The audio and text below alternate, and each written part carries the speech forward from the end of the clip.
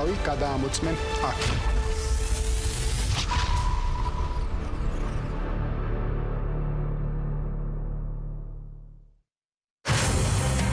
ვასილ ივანოვ-ჩიკოვანი.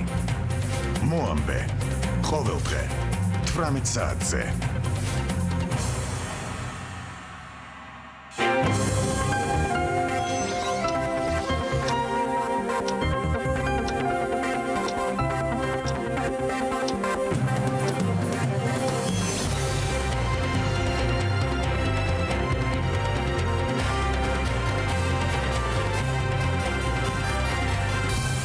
მოგესალმებით, უყურებთ მოამბეს 18 საათზე გამოშვებაში თქვენ ნახავთ.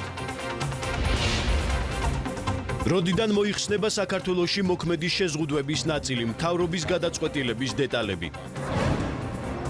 ახალი კორონავირუსის გავრცელების სტატისტიკა, როგორია კლინიკებში მოთავსებული პაციენტების ჯანმრთელობის მდგომარეობა და რა ხდება საქართველოს ოკუპირებულ ტერიტორიებზე. რა შემთხვევაში არ დაუჭერს ოპოზიციის ნაწილი მხარს საკონსტიტუციო ცვლილებებს პოლიტიკური პარტიების განცხადებები.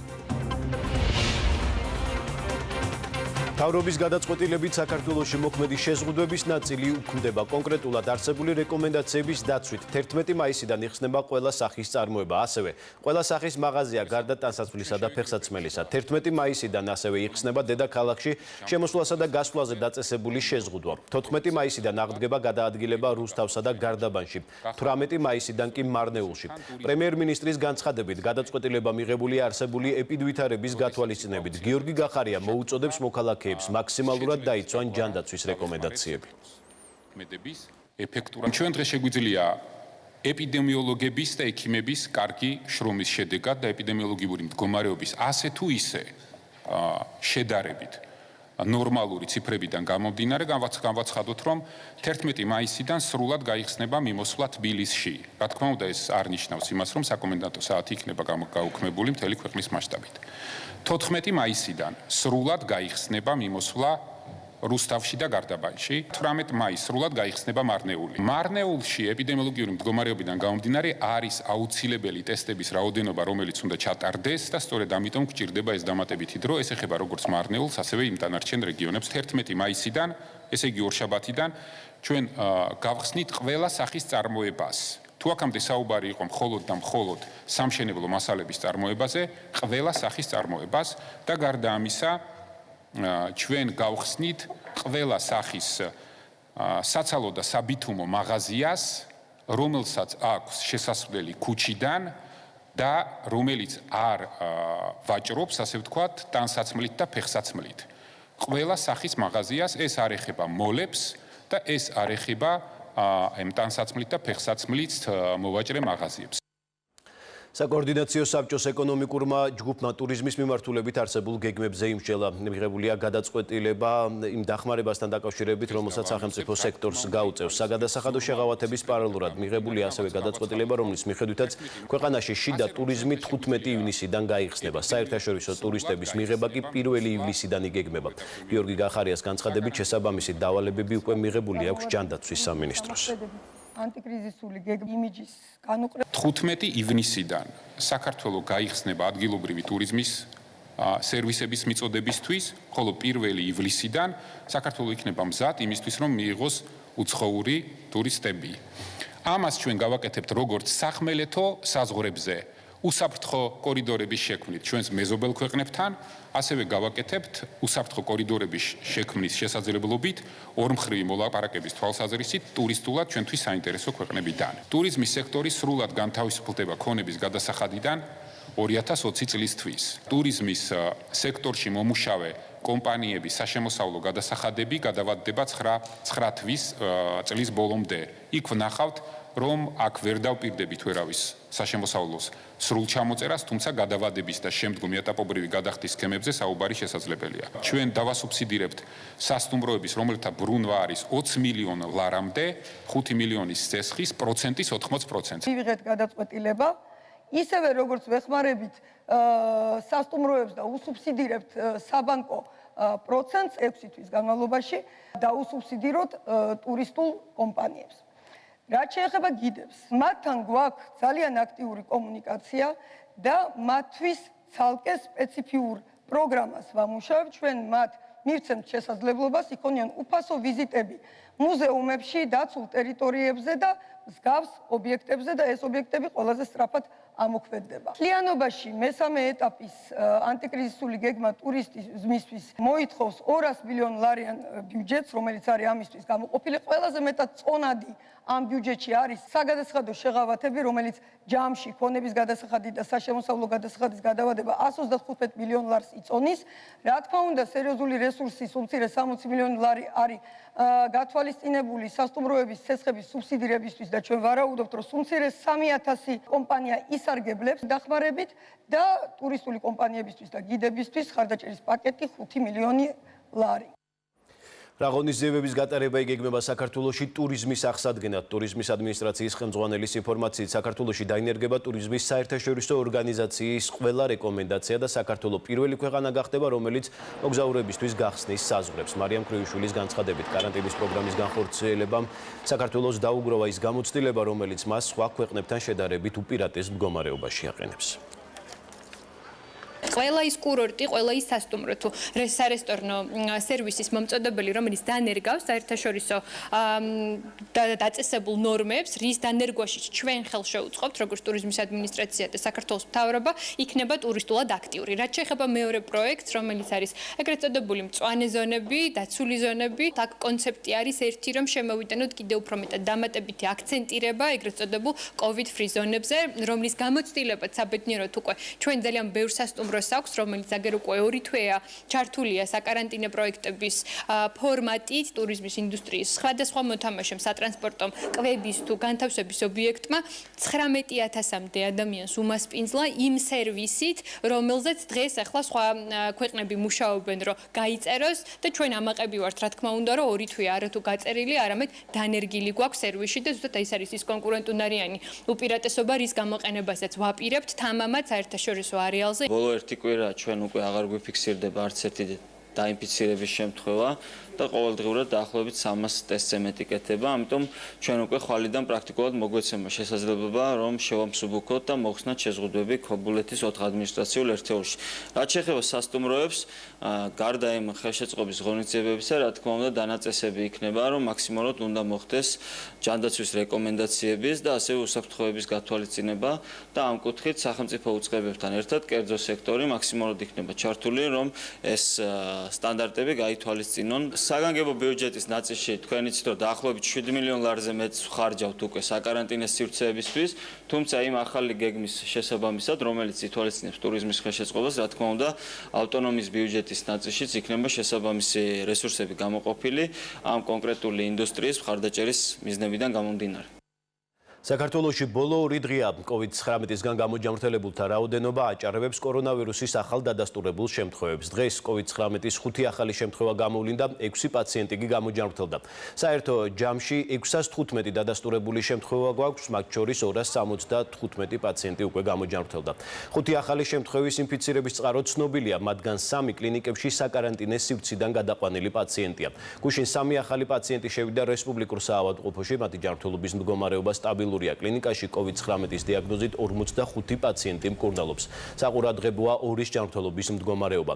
ახალი პაციენტები არ ყავს თბილისის ინფექციურ საავადმყოფოს კლინიკაში COVID ინფიცირებული 47 პაციენტი მკურნალობს. ერთის მდგომარეობა კვლავ კრიტიკულია. საავადმყოფო გუშინ 4 გამოჯანმრთელებულმა დატოვა. ჯამში 79 პაციენტი ყავს ინფექციურს. ერთი პაციენტი გამოჯანმრთელდა ვახტანგ ბოჭორიშვილის სახელობის კლინიკაში, სადაც ახალი პაციენტები არ მიუღიათ. ამჟამად კორონავირუსით ინფიცირებული 68 მოქალაქე მკურნალობს.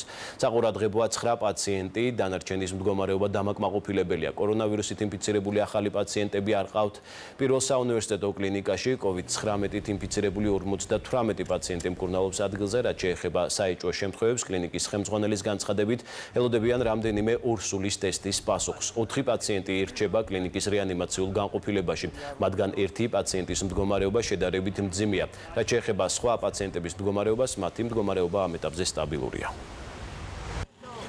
ერთის პაციენტის მდგომარეობა არის კვლავ კრიტიკული.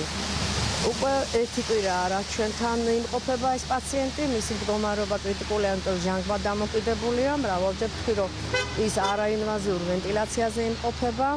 მისი მდგომარეობა მძიმეა როგორც ასაკის ისე თანარსებული დაავადებების გათვალისწინებით. ამ ერთი კვირის განმავლობაში ჯერჯერობით სტაბილიზაცია ვერ იქნა მიღებული. დაავადება მაინც მცირედ, მაგრამ როგორც კლინიკის ისე ლაბორატორიული მონაცემების მხრივ პროგრესირებს. რეანიმაციაში ხვდება 4 პაციენტი, ორის მდგომარეობა იცით რომ სტაბილურია, იმყოფებიან სპონტანურ სუნთქვაზე ოქსიგენ დამოკიდებულებით. რაც შეეხება ერთი პაციენტი არის რეანიმაციაში მძიმე მდგომარეობაში, იმყოფება ფილმწყლოვან ვენტილაციაზე. მეორე პაციენტის მდგომარეობა შედარებით უფრო სტაბილურ გამარტივებულ რეჟიმზეა ფილმწყლოვან ვენტილაციის იპა პარამეტრებით. რაც შეეხება დანარჩენი პაციენტის მდგომარეობას, მათი მდგომარეობა ამ ეტაპზე სტაბილურია, უარყოფით დინამიკა არც ერთ მათგანთან არ ფიქსირდება. გვაქვს ერთი გამოჯანმრთელება. ახალი პაციენტი არ მიგვიღია. რეანიმაციული პაციენტი გადავიდა პალატაში და განაგრძობს თერაპიულ მკურნალობას. 9 პაციენტი რჩება საყურადღებო. დანარჩენი პაციენტების მდგომარეობა არის დამაკმაყოფილებელი. საგარეჯოს ჯეო ჰოსპიტალის ექთანს, რომელიც ამავდროულად ბოჭორიშვილის კლინიკის სარეზერვო ექთანია, კორონავირუსი დაუდასტურდა. როგორც ბოჭორიშვილის კლინიკიდან პირველ არხს განუცხადეს, ტესტირება კორონავირუსთან დაკავშირებით მედიკოს სწორედ საგარეჯოს ჯეო ჰოსპიტალში ჩაუტარდა და იქ COVID-19 დადასტურდა. მათი თქმით, დაინფიცირებული პირი ბოჭორიშვილის კლინიკაში იშვიათად მიდიოდა.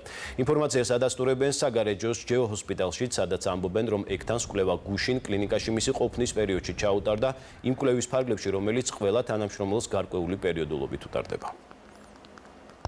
ჩვენთან საავადმყოფოში გეგმიურად გუშინ იმყოფებოდა. გუშინ ჩაუტარდა ტესტირება. ჩვენს ყველა თანამშრომელს უტარდება კვლევა. გარკვეული პერიოდულობით. გეგმიურად მოუწია და ჩაუტარებს კვლევა. რუხის მულტიპროფილურ საავადმყოფოში სასწრაფო სამედიცინო დახმარების ბრიგადამ 1 წლამდე ასაკის ბავშვი შეიყვანა. საავადმყოფოს დირექტორის ინფორმაციით, მცირეწლოვანს აღენიშნება ცხელება, თუმცა COVID-19 ინფიცირებულთან კონტაქტი არ ჰქონია და არც საზღვარგარეთ მოგზაურობის ისტორია აქვს. რუხის საავადმყოფოში COVID-19-ით ერთი დადასტურებული პაციენტი მკურნალობს, მისი ჯანმრთელობის მდგომარეობა დამაკმაყოფილებელია. ქუთაისის ინფექციურ საავადმყოფოში კი კორონავირუსისგან გამოჯანმრთელებულმა 2 პაციენტმა დატოვა კლინიკა, კიდევ ერთი გამოჯანმრთელებული პაციენტი კლინიკას დღის მეორე ნახევარში დატოვებს. პაციენტები ეგრეთ წოდებული წყალტუბოს კლასტერიდან არიან. ქუთაისის ინფექციურ საავადმყოფოს 32 გამოჯანმრთელებული პაციენტი ყავს კლინიკაში COVID-19-ის დიაგნოზით, 7 პაციენტი განაგრძობს მკურნალობას. აჭარაში კორონავირუსის ახალი შემთხვევა დღესაც არ დაფიქსირებულა. აჭარის ჯანდაცვის სამინისტროს ინფორმაციით, ლაბორატორიაში შესული 280-ვე ანალიზის პასუხი უარყოფითია. ინფორმაციის ინფიცირების შემთხვევა რეგიონში უკვე მე-7 დღეა, 30 აპრილის შემდეგ აღარ გამოვლენილა. ბათუმის კლინიკა მედალფაში კორონავირუსით ინფიცირებული 17 პაციენტი მკურნალობს. აჭარის ჯანდაცვის მინისტრის მოადგილის განცხადებით, მიმდინარე კვირის განმავლობაში გამოჯანმრთელებულთა რაოდენობის მნიშვნელოვან ზრდას ელოდებიან. ამ დროისთვის არც ერთი პაციენტი არ არის მართვით სუნთქვაზე, 2 რჩება რეანიმაციაში, დანარჩენების მდგომარეობა კი სტაბილურია. ნინო ნიჟარაძის ინფორმაციით, კლინიკაში დარჩენილ რამდენიმე პაციენტს კორონავირუსი უკვე აღარ აღენიშნება, თუმცა ისინი ვირუსის შემდგომი რეაბილიტაციისთვის მკურნალობას კვლავ კლინიკებში განაგრძობენ. გუშინ ბათუმის კლინიკა მედალფაში ახალი კორონავირუსისგან კიდევ 2 პაციენტი გამოჯანმრთელდა. 11-მდე გაიზარდა ახალი კორონავირუსით ინფიცირებულთა რაოდენობა. ოკუპირებულ ცხინვალში არსებული ინფორმაციით, COVID-19 კიდევ 8 პირს დაუდასტურდა. მათ შორის ერთი 14 წლის ეგრეთ წოდებული სამხედრო სასწავლებლის კურსანტია, ასევე არიან დედა და 6 წლის შვილი ახალგორიდან. ცხინვალის საავადმყოფოში 2 ექთანი მოათავსებს, მათ კონტაქტი ჰქონდათ მძღოლთან და ინფიცირებულ პირებთან. ქეთევან ციხელაშვილის განცხადებით, ოკუპირებულ ტერიტორიაზე არ არსებობს შესაბამისი ინფრასტრუქტურა COVID-19-ით ინფიცირებული პაციენტების სამკურნალოდ და ოფიციალური თბილისი მზად არის შესაბამისი სერვისი 11-ვე პაციენტს შესთავაზოს. ვრცელდება ინფორმაცია ცხინვალის რეგიონში COVID ინფიცირებული პირების შესახებ, რაც არ არის მოულოდნელობა. არც ის არის სიახლე, რომ სამწუხაროდ ჯანდაცვის სისტემა არ არის გამართული და ვერ აწვდის ხარისხიან მომსახურებას, მოსახლეობას. ხაზგასმით და კიდევ ერთხელ დავადასტუროთ ჩვენი მზაობა, რომ დავეხმარებით ჩვენს მოსახლეობას, მათ შორის COVID ინფიცირებულებს. ადგილზე იცით, რომ წვდომა არის შეზღუდული. თანამშრომლობ წითელი ჯვრის საერთაშორისო ორგანიზაციასთან, რომელიც ერთადერთია, ვისაც აქვს ეს წვდომა. ახალი კორონავირუსი ერთ მოქალაქეს დაუდასტურდა ახალციხის ცხელების ცენტრში პაციენტის სამედიცინო დაწესებულებაში ბაკურიანის საკარანტინო სივრციდან შეიყვანეს. კორონავირუსის პირველი შემთხვევა სამცხე ჯავახეთში 16 აპრილს დაფიქსირდა. ინფექცია ახალდაბაში მცხოვრებ ახალგაზრდას დაუდასტურდა. 23 აპრილს კორონავირუსი დაუდგინდა ბორჯომის ცხელების ცენტრში მყოფ კიდევ ერთ პირს, რომელიც დაწესებულებაში ბაკურიანის საკარანტინო სივრციდან შეიყვანეს. გაგზავნილი იყო 16 ნიმუში ლუგარის ლაბორატორიაში, საიდანაც გუშინ საღამოს მივიღეთ 11 პაციენტის პასუხი. აქედან ერთი პაციენტის პასუხი იყო დადებითი COVID ინფექციაზე, ხოლო დანარჩენის 10-ის უარყოფითი.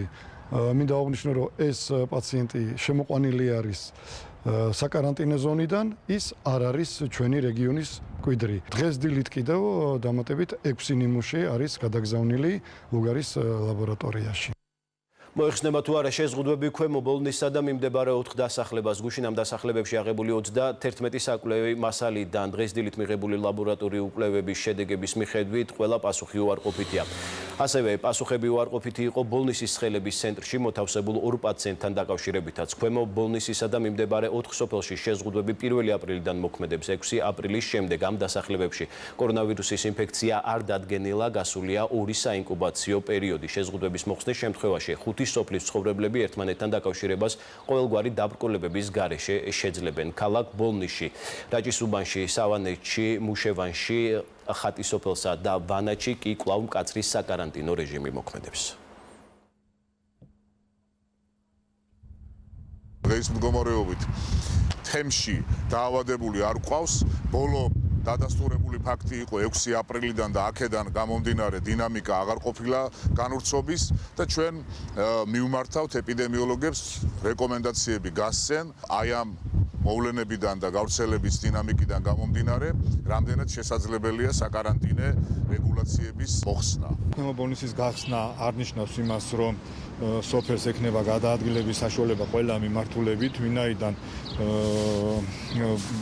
ბოლნისთან დამაკავშირებელი გზა იქნება გადაკეტილი, ვინაიდან თვითონ ბოლნისი, ქალაქი ბოლნისი არის ჩაკეტილი და იმყოფება მკაცრ საკარანტინო ზონაში. სოფელი არის უკვე სრულიად გაწმენდილი ვირუსისგან.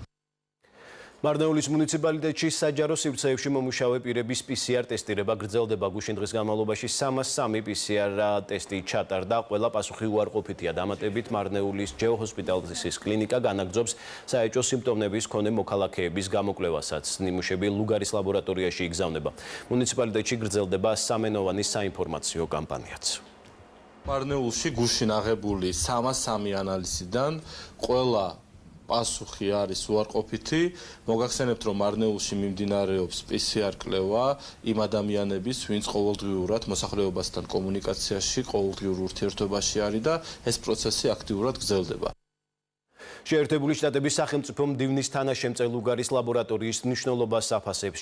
ჯორჯ კენტი მარშალის ფონდის მიერ გამართულ ვიდეო კონფერენციაზე დეზინფორმაციის იმ კამპანიას გამოეხმაურა, რომელიც ლუგარის ლაბორატორიის წინააღმდეგ მიმდინარეობს. მან მადლობა გადაუხადა საქართველოს საგარეო საქმეთა მინისტრის მოადგილეს, რომელმაც საჯაროდ გაუწია წინააღმდეგობა ჩინეთისა და რუსეთის მიერ გავრცელებულ ტყუილს.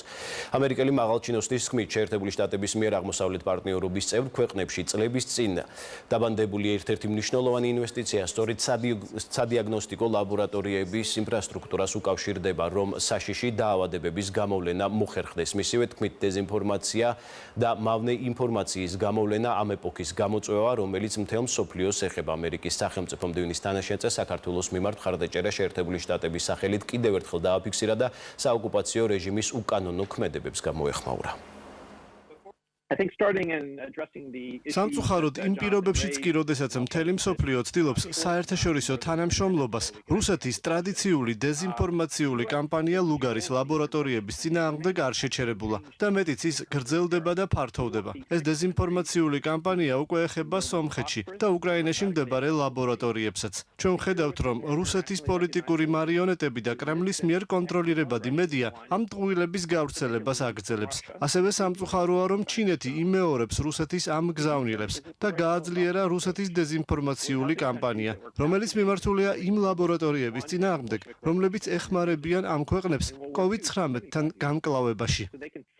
ლუგარის ლაბორატორიაზე გაკეთებულ განცხადებებს გამოხმაურება მოყვა საქართველოს პარლამენტშიც. დეპუტატების შეფასებით ადგილი აქვს დეზინფორმაციული თავდასხმების გააქტიურებას, რაც მიუთითებს კრემლის დღის წესრიგზე.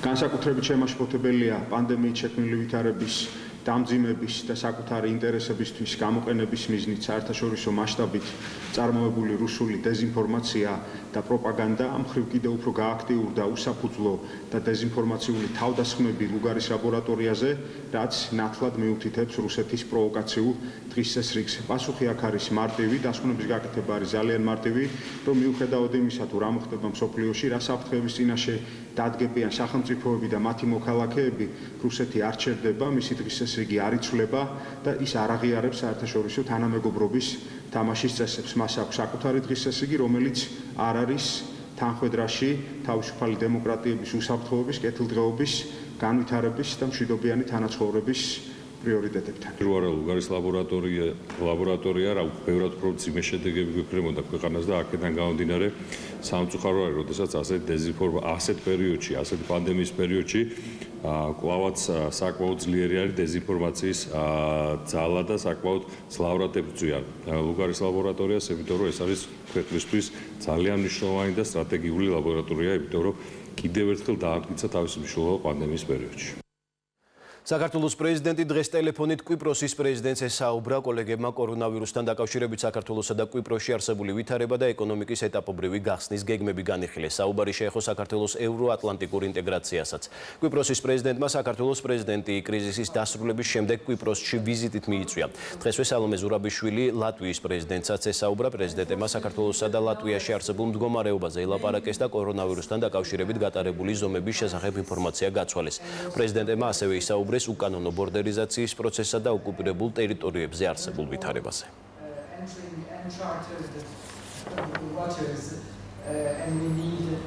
საქართველოს განათლების მინისტრმა კორპორაცია Microsoft-ის მიერ ორგანიზებულ ვირტუალური განათლების ტრანსფორმაციის პირველ სამიტში მიიღო მონაწილეობა. მიხეილ ჩხენკელმა COVID-19 პანდემიის ფონზე საქართველოს განათლების სისტემის წინაშე არსებული გამოწვევები და მათი გადაჭრის გზები განათლების სექტორში მოღვაწე 300-ზე მეტ ლიდერს გააცნო. ეკონომიკური განვითარებისა და თანამშრომლობის საერთაშორისო ორგანიზაციის განათლების დირექტორატის ხელმძღვანელის განცხადებით COVID-19 კრიზისის პირობებში განათლების სისტემის ადაპტაციისა და დისტანციური სწავლების წარმატებით დანერგვის თვალსაზრისით ლიდერი ქვეყნები მსოფლიოში საქართველო და ფინეთი არიან.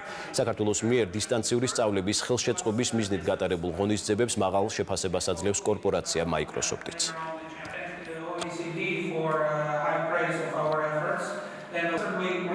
მონაწილეობა მივიღე Microsoft-ის მიერ ორგანიზებულ ონლაინ სამიტში, სადაც კონფერენციის მონაწილეებს გავაცანი საქართველოს გამოცდილება დისტანციური სწავლების დანერგვის თვალსაზრისით. ჩვენ დეტალურად ვისაუბრეთ ონლაინ სწავლებაზე, ასევე ტელესკოლის უნიკალურ პროექტზე და ჩვენმა ღონისძიებებმა ძალიან მაღალი შეფასება დაიმსახურა როგორც Microsoft-ის მხრიდან, ასევე OECD-ის განათლების დირექტორატის ხელმძღვანელის მხრიდან, რომელმაც აღნიშნა, რომ საქართველო და ფინეთი არიან ლიდერი ქვეყნები დისტანციური სწავლების დანერგვის თვალსაზრისით. რუსეთის ფედერაციაში ბოლო 24 საათის განმავლობაში კორონავირუსით 11,000-ზე მეტი ადამიანი დაინფიცირდა, მათგან 5,000-ზე მეტს ვირუსის სიმპტომები არ ჰქონია. საერთო ჯამში ეპიდემიის დაწყებიდან დღემდე რუსეთში COVID-19 177,000-ზე მეტ ადამიანს დაუდასტურდა. გარდაცვლილია 1,625 ადამიანი. რუსეთი COVID-19-ით ინფიცირებულთა რიცხვით მსოფლიოში მეხუთე ადგილზეა. თურქეთში ბოლო 24 საათის განმავლობაში კორონავირუსით 64 ადამიანი გარდაიცვალა. მსხვერპლთა რაოდენობა ქვეყანაში 3,500 გადააჭარბა. ვირუსისგან უკვე განიკურნა 78,000-ზე მეტი პაციენტი. ქვეყანას სულ 132,000-მდე ინფიცირებული ყავს. სომხეთში ბოლო 24 საათში კორონავირუსის 102 ახალი შემთხვევა გამოვლინდა. ქვეყანაში აღრიცხულია COVID-19-ის 2,782 შემთხვევა. გამოჯანმრთელდა 1,185 ადამიანი.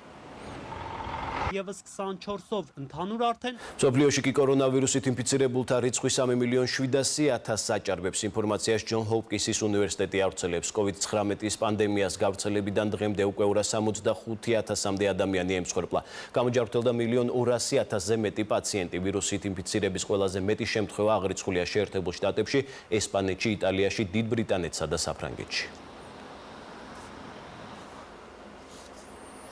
კვლავ საქართველოს ოპოზიციის ერთმა ნაწილმა შესაძლოა საკონსტიტუციო ცვლილებებთან დაკავშირებულ კენჭისყრაში მონაწილეობა არ მიიღოს. მათი განცხადებით მიზეზი უმრავლესობის მხრიდან საკონსტიტუციო შეთანხმების დარღვევაა. პარტია ევროპულ საქართველოში აცხადებენ, რომ მმართველი გუნდი პოლიტიკური ნიშნით დაკავებულ პირებთან დაკავშირებულ პუნქტს არ ასრულებს. ნაციონალურ მოძრაობაში კი აცხადებენ, რომ ოპოზიციის მხარდაჭერის გარეშე ცვლილებები ვერ იქნება ლეგიტიმური. ბრალდებებს პასუხობენ მმართველ გუნდში დავით მათიკაშვილის განცხადებით, ქვეყანაში პოლიტიკური პატიმრები არ არსებობენ, საკონსტიტუციო ცვლილებების გარეშე კი მომავალი საპარლამენტო არჩევნები არსებული მოდელით ჩატარდება. ჩვენც და ჩვენი უცხოელი პარტნიორებიც ამ შეთანხმებას გადვიხილავთ როგორც ერთ თლიანს, შეთანხმებას გადვიხილავთ როგორც ორი ელემენტისგან შემდგარს, პოლიტიკური დევნის შეწყვეტა და საარჩევნო პროპორციები და შეთანხმების შესრულება ნიშნავს ორივე ელემენტის შესრულებას. მხოლოდ ნახევრის შესრულებით შეთანხმება ვერ შესრულდება, ამიტომ ქართულ ოცნებას კიდევ ერთხელ მოუწოდებ, კარგად გაიაზროთ მათ მიერ აღებული პასუხისმგებლობა ჩვენი საზოგადოების და ჩვენი უცხოელი პარტნიორების წინაშე. საკონსტიტუციო ცვლილებების განხორციელებისათვის ძალიან მნიშვნელოვანი არის იმ პოლიტიკური შეთანხმების მიღწევა, რომელიც ეხება პოლიტპატიმრებს და საერთაშორისო ჩართულობით იქნა მიღწეული. სხვა შემთხვევაში აზრი არ ექნება ამ საკონსტიტუციო ცვლილებების განხორციელებას და ზოგადად დადგება არჩევნების ლეგიტიმაციის საკითხი. ჩვენის მხრიდან აუცილებლად მოხდება ყველა იმ ცვლილებების რეგისტრაცია და შეთავაზება საზოგადოებისთვის, რომელიც არის შეთანხმებული.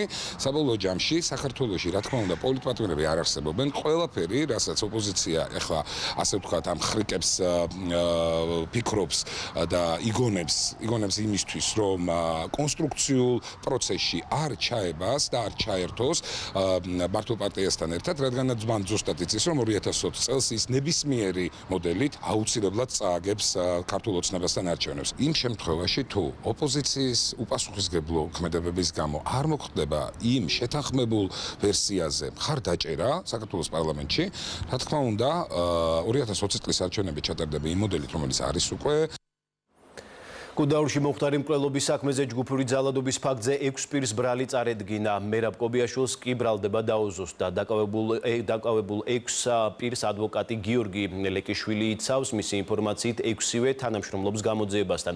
ისინი ადასტურებენ, რომ მონაწილეობდნენ კონფლიქტში, თუმცა სადაუთხდიან წარდგენილი ბრალის კვალიფიკაციას. ადვოკატი აცხადებს, რომ განზრახ მკვლელობისთვის დაკავებული მერაბ კობიაშვილი შეიარაღებული იყო და ადგილი ჰქონდა არაპროპორციული ძალის გამოყენებას. ადამიანი, რომელიც ცეცხლსასროლიერაღით არის შეიარაღებული, რომელიც ფიზიკურად უსწორდება ამ შემთხვევაში თამაშგორ-თამაშობს და რომელმაც თავისი სიცოცხლის რისკის ფასად მიირბინეს მერაბ კობიაშვილთან და ცდილობდნენ მის შეჩერებას და განიარაღებას, ამ დროს თუ მოხდა რაღაცა ფიზიკური კონტაქტი მათ შორის, ეს შეიძლება შეფასდეს როგორც დამნაშავის შეპყრობისთვის და შეპყრობისას გამოყენებული ფიზიკური პროპორციული ძალა. რეგიონებში სისხლის უანგარო დონაციის აქცია გრძელდება. სამეგრელო ზემოსვანეთის რეგიონში სისხლის დონაციაში უკვე მიიღეს მონაწილეობა ზუგდიდის, სენაკის, აბაშისა და მარტვილის რაიონებმა. დღეს კი სისხლი ჩხოროწყუში გაიღეს. აქციაში საკრებულოსა და მასზე დაქვემდებარებული სხვადასხვა სამსახურის თანამშრომლები და ადგილობრივები ჩაერთნენ.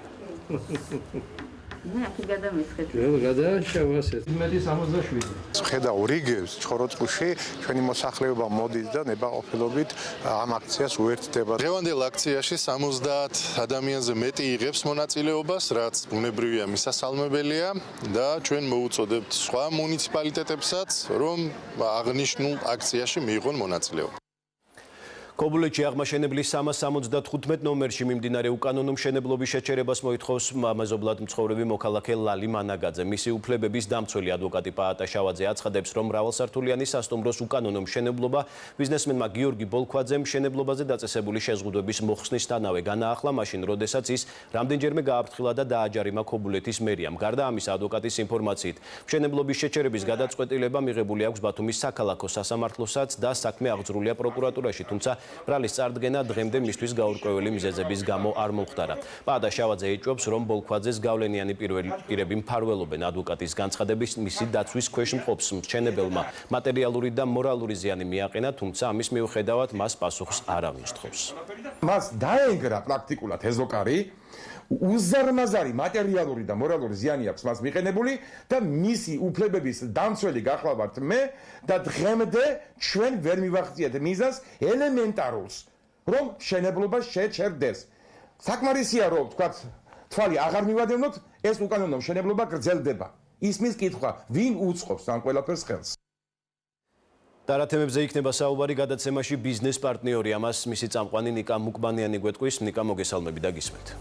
ვასილ, გამარჯობა. მოამბის შემდეგ ბიზნეს პარტნიორშიც ვისაუბრებ ტურიზმის სექტორის გახსნისა და მხარდაჭერის გეგმაზე, რომელიც საკოორდინაციო საბჭოს ხდომაზე მთავრობის ეკონომიკურმა გუნდმა დღეს წარმოადგინა. შევეცდებით გავარკვიოთ კონკრეტულად რა სახის მხარდაჭერას თავაზობს სექტორს სახელმწიფო და ასევე გავიგებთ რა პოზიცია აქვს ამ ანტიკრიზისულ გეგმასთან თავად ტურიზმის სექტორს. წინ კიდევ ბევრი საინტერესო თემა გეულდებათ, რამდენიმე წუთში ვართ ეთერში, ასე რომ დაგველოდეთ. მადლობა, ველოდებით ბიზნეს პარტნიორს. მოამბეთ 18 საათზე კი დღეს ამით დასრულებულია ყველა სიახლე 7 ენაზე გაეცანით 1 TV-ზე. მადლობთ, რომ გვიყურებთ და ჯანმრთელობას გისურვებთ.